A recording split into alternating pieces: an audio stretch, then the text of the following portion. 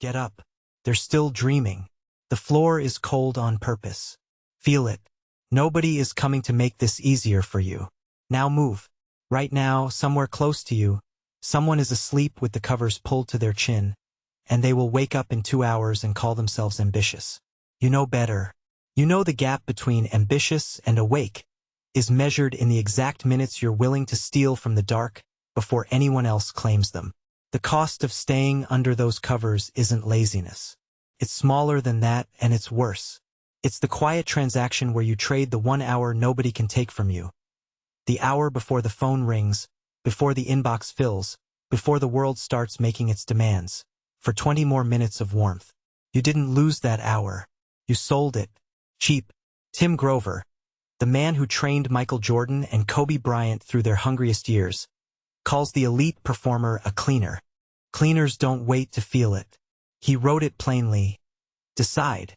Commit. Succeed. Repeat. No mention of motivation in that sequence. No mention of mood. Just the order of operations for a person who has already decided the outcome before the alarm goes off. That's the cost of comfort. Every morning you let the decision slide to later. You hand the day's first move to whoever else is already up. And someone is. Here's what makes it worse. The cost compounds. Grover doesn't describe the cleaner's life as easy. He describes what it demands. Cleaners have a dark side, and a zone you can't enter. They get what they want, but they pay for it in solitude. Excellence is lonely. Nobody is going to sit up with you at 4:45 and cheer you into the cold. The applause, if it comes at all, comes months later, from people who never saw the mornings that bought it. That's the trade.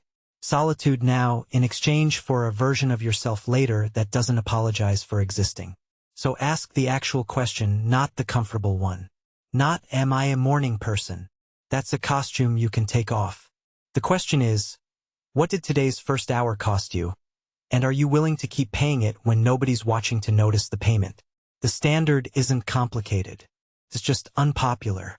Jocko Willink didn't build a Navy SEAL career on complexity. He built it on a forward mantra he still lives by decades later.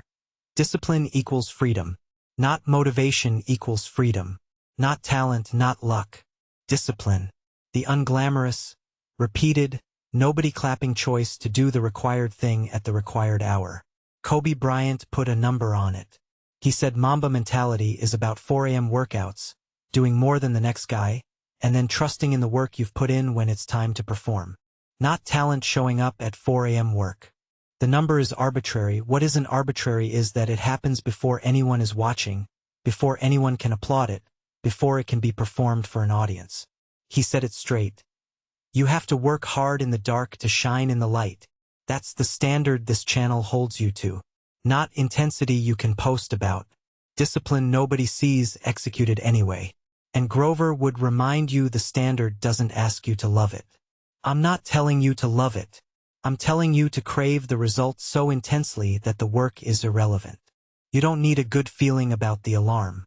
You need to want what's on the other side of it more than you want the 10 extra minutes. That's not a mood.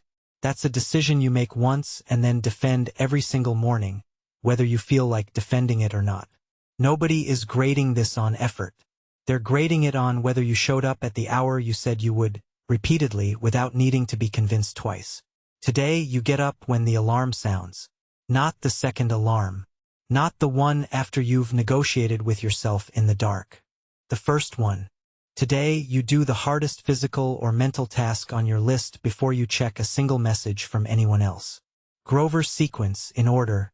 Decide it's happening, commit to the time, act without further debate.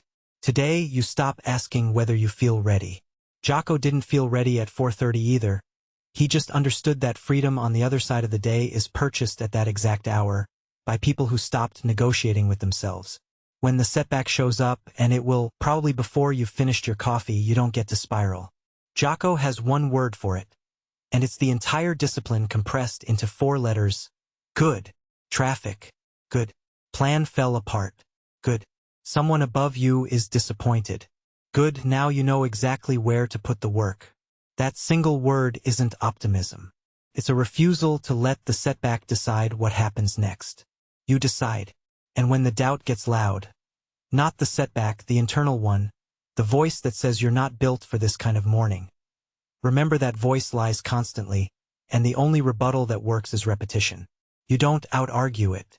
You out-act it 1/430 at a time until the doubt runs out of new material. Get up. Do the work nobody will see. And tonight, when the account comes due, David Goggins and Friedrich Nietzsche will be waiting in your evening companion to ask if you actually earned the rest you're about to take. Win before they wake.